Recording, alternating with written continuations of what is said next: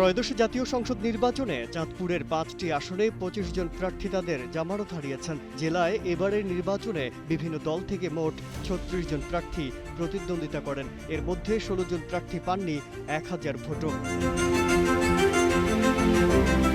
নির্বাচন কমিশনের হিসেব মতে চাঁদপুরে ভোট দিয়েছেন ৫৩.০৫% ভোটার। মোট প্রার্থীর প্রাপ্ত ভোটের ১/৮ অর্জন করতে পারেননি ২৫ প্রার্থী। ফলে এসব প্রার্থীর মোট ১২.৫ লাখ টাকা জামানত বাজেয়াপ্ত হচ্ছে। জেলায় এবার ভোটের মাঠে দেখা গেছে একাধিক নতুন মুখ, কিন্তু ভোটের লড়াইয়ে তারা বিজয় অর্জন করতে পারেননি।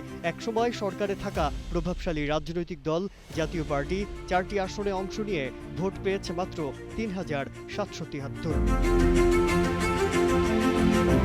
এদিকে বাংলাদেশ জামায়াত ইসলামীর সাথে জোটে না যাওয়া বাংলাদেশ ইসলামী আন্দোলন 4টি আসনে ভোট পেয়েছে ৩৮,৪৩০। জীবনের সব আয়োজন এখানে একসাথে।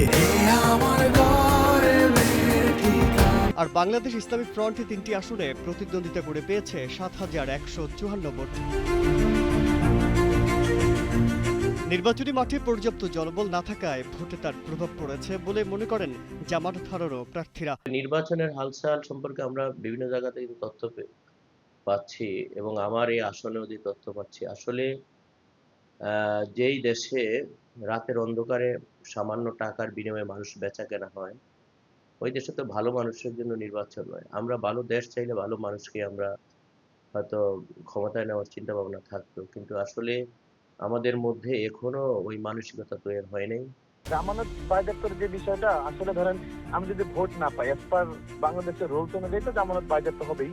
এটা ধরেন আমার জন্য একটা বলতে পারেন যে যেমন একটা শরমের ব্যাপার, তেমন আবার বলতে পারেন যে আমি ছোট মানুষ, আমার এটা ফার্স্ট ইলেকশন এবং আমার বয়সে বলেন, রাজনৈতিক অভিজ্ঞতায় বলেন, এটা আমার জন্য তেমন কোনো ইফেক্টিভ আমি মনে করি না।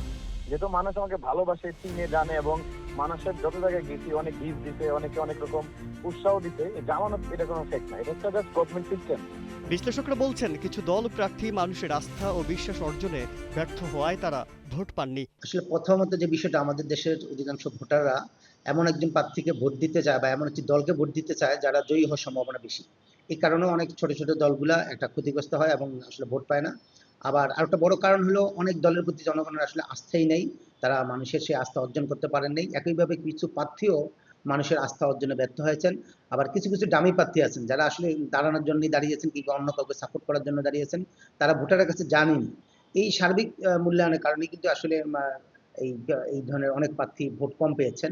নির্ধারিত সংখ্যক ভোট না পাওয়ায় জামানত বাজেয়াপ্ত হওয়া গণতান্ত্রিক প্রক্রিয়ার একটি অংশ, কিন্তু ভোটের লড়াই কেবল ২-১টি দলের মধ্যে সীমাবদ্ধ থাকা গণতান্ত্রিক চর্চার জন্য অশনি সংকেত বলে মনে করছেন বিশ্লেষকরা।